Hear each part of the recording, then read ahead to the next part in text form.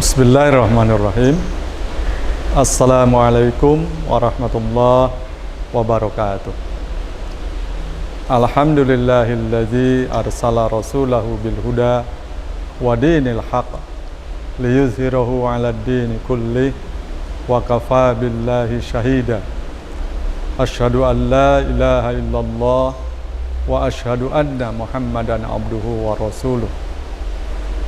Qala Allah Ta'ala fil Qur'anil Karim, a'udzu billahi minasy syaithanir rajim. Ya ayyuhallazina amanu ittaqullaha haqqa tuqatih wa la tamutunna illa wa antum muslimun. Hadirin rahimakumullah, Allah menitipkan kekuatan kepada kita untuk kita maksimalkan menjadi potensi bisa bersyukur. Allah mencabut kelemahan kita dengan memberikan kekuatan kepada kita supaya kita mampu bersyukur.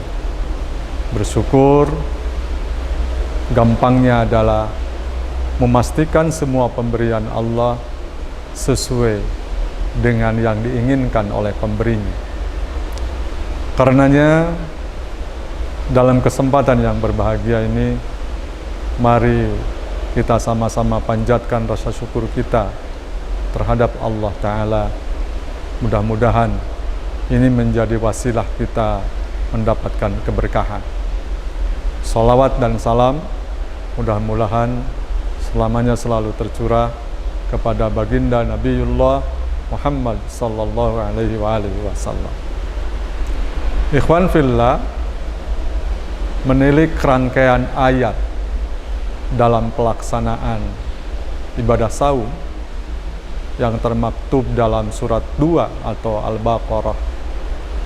Sekian ayat Allah jelaskan atau Allah bentangkan dari mulai ke siapa syariat itu diberikan, dengan cara apa syariat itu dilakukan, targetnya apa atau orientasi apa yang menjadi target, tercapai dan tidak tercapai syariat itu dilakukan.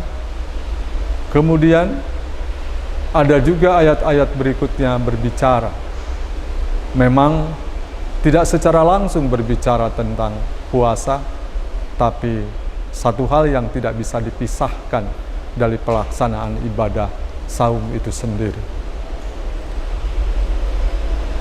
Hadirin rahimakumullah,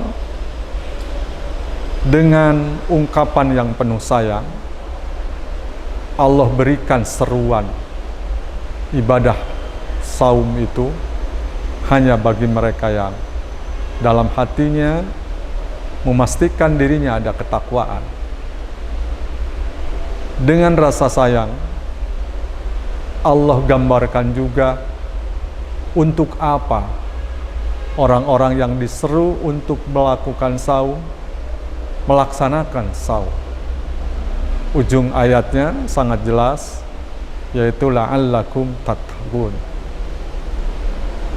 Dan ketika berbicara tentang pilihan, apakah kita melaksanakan saum atau tidak melaksanakan saum, Allah pun menggambarkan secara tidak langsung ada potensi pemahaman kita yang turut membimbing untuk bisa menentukan apakah seseorang akan melaksanakan ibadah saum atau tidak.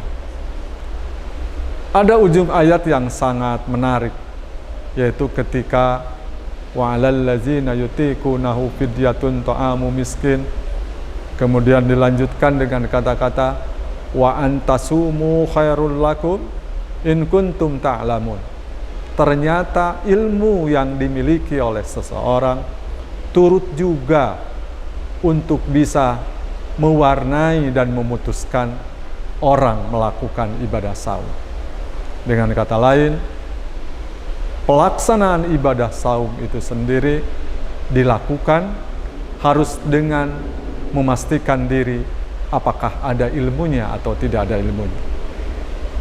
Ketiga, Hadirin ikhwan fillah, ayat yang menarik dalam saum itu adalah ketika dengan rasa sayangnya Allah menginformasikan bahwa ada satu pedoman hidup yang sangat luar biasa, yang orang berpegang teguh kepadanya maka akan selamat kehidupannya.